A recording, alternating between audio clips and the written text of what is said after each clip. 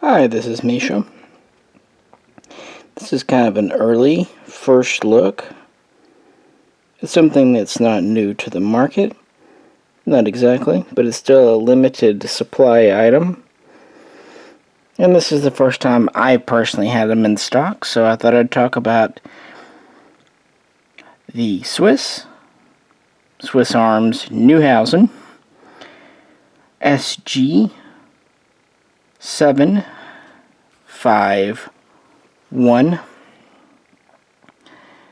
SAPR, SAPR, Swiss Arms Precision Rifle, even though this is imported as a pistol for legal reasons.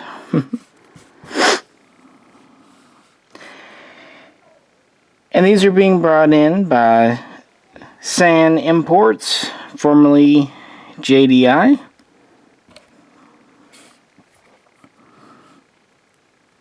And they're a pretty neat critter. Essentially, this is a SG-551, but chambered, as you can tell by the larger mag, for 308 762 NATO 762 by 51.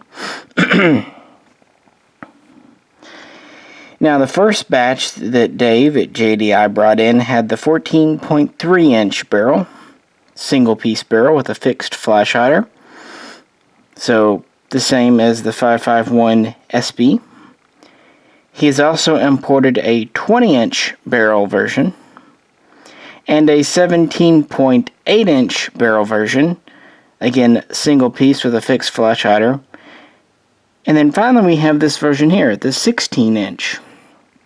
What I do like about the 16 inch version is the flash hider is removable. This is a two-piece barrel.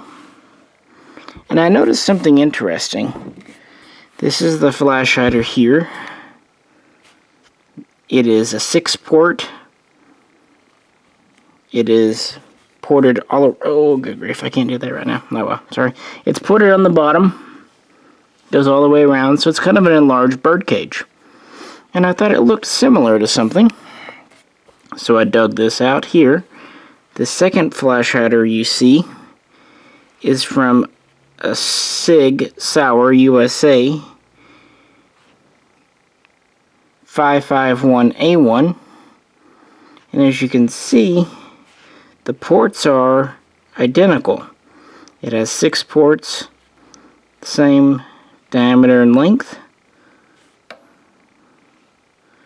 Now the flash hider itself, this one is longer because of this back piece, even though the slots are the same. And this is narrower inside versus this, because this is for 223 and this is for 762. I just thought that was an interesting little footnote there. So it looks like maybe the flash hiders that came on the 551A1s are a little more Swiss than we thought, because they look like a removable Swiss flash hider. This is a relatively heavy profile barrel, which I like for being 762 NATO. This will help with accuracy. It will also help with recoil and all that, just having a little more weight. Nice length. We have a 4-way gas regulator. Standard adverse for suppressor and off, which goes nicely with the 2-piece barrel, so you can pull this off and screw on your suppressor. I do not know if these are threaded, and I could not find the information online, so stay tuned, I'll let you know. Otherwise, we have a 551 length carbine gas system. We take more or less standard 551 handguards with one change I'll point in a minute. We've got the hole in the bottom for a bayonet lug, but nothing's attached. This could also be used for doing a railed handguard.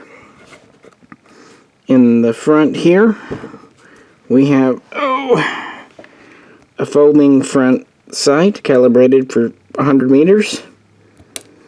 And in the back, we have a popsicle rear sight. which is somewhat adjustable, but it's calibrated more or less for 100 meters as well. Then we have a pick rail on top, which is welded, not screwed to the receiver.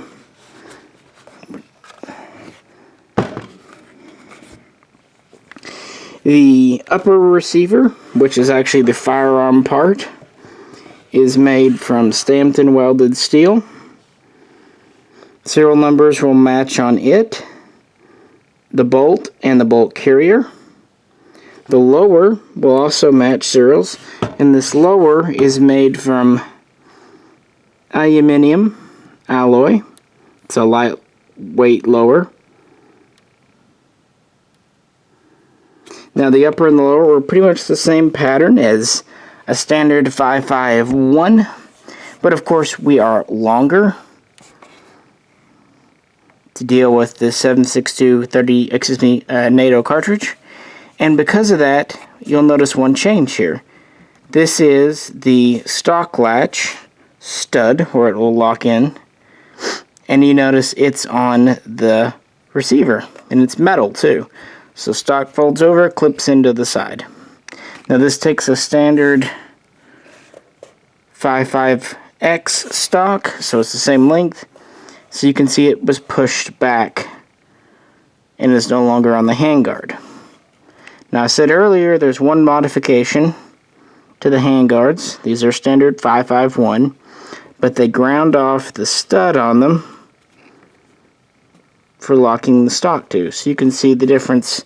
This is about how much they had to lengthen the receiver. Just about an inch, maybe a little more. And that's really the biggest difference. Everything else is pretty much the same. The trigger group and all that looks the same. The mags are still rock and lock. They are 20 rounds and they are proprietary, unfortunately.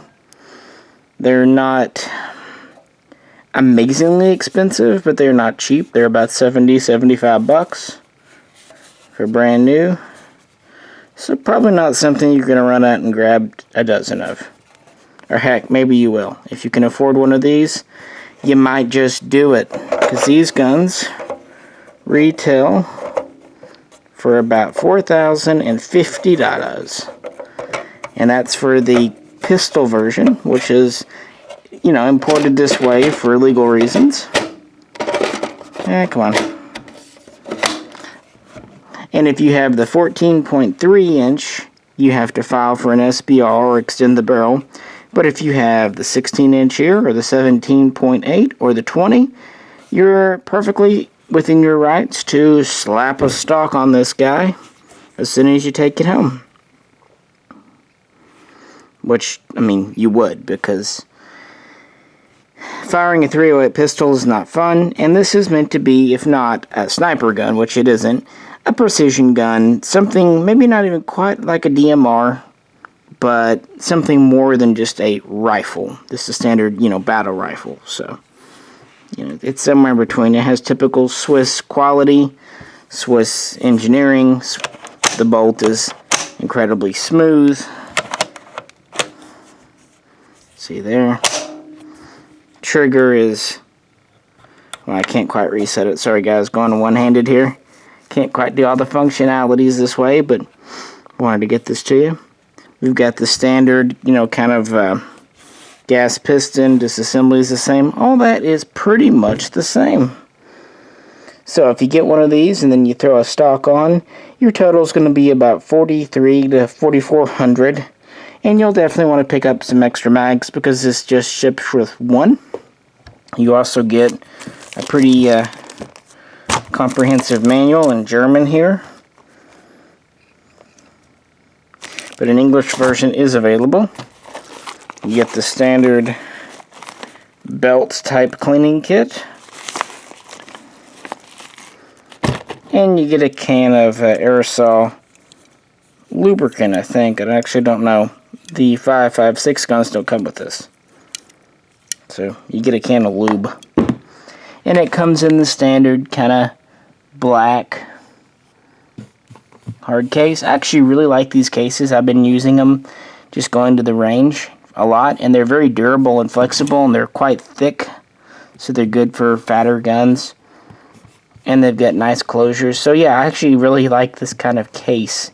It may not be a Pelican, but it's definitely a step above your typical Walmart case. So yeah, the Swiss Arms SG-751 SAPR, as imported as a pistol, 16-inch version. I don't know exactly how many JDI Swiss imports will end up bringing in, but so far we've only had, counting all versions, a couple of hundred at most, maybe 150. This one's all in black.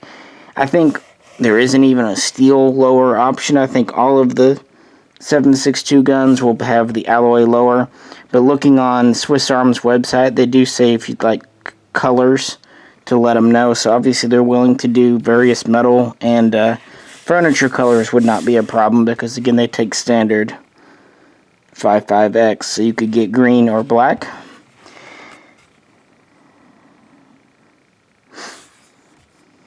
One side note, a customer and friend was looking for diopters for these and figured he would purchase the Swiss diopters that you can see on JDI's website and that places like Colorado gun sales used to offer.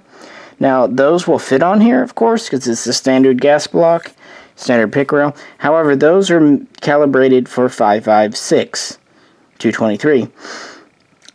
Swiss Arms does not make 7.62 NATO calibrated diopters because they expect, in this day and age, 2019, for someone to be using this with a red dot or a scope. They pretty much view iron sights as for emergency use only. This is a serious duty weapon. The Swiss Army has shown interest. Swiss police, SWAT, so on and so forth. And there have been a few military sales and contracts over the years. But even for those customers, this is not a cheap firearm.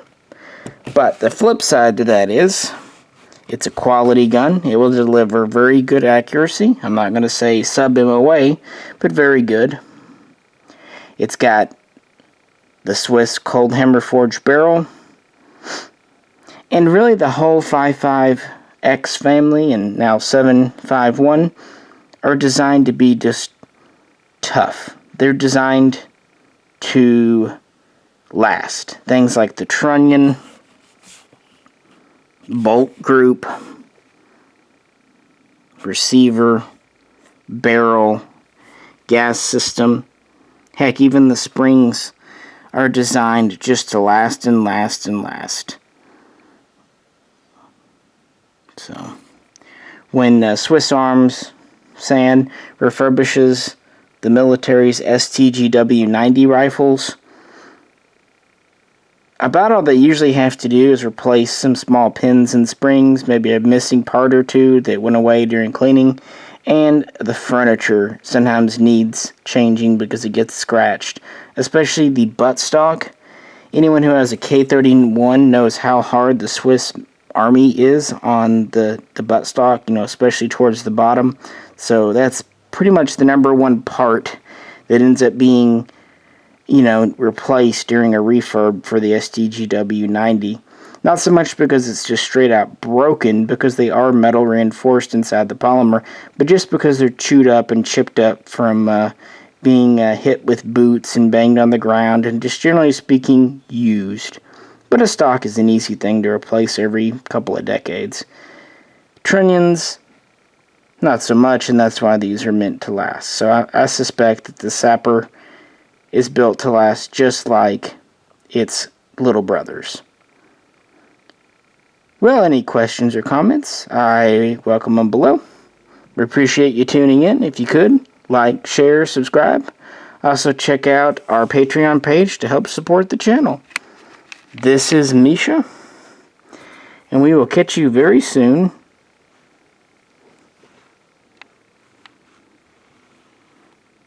Next time.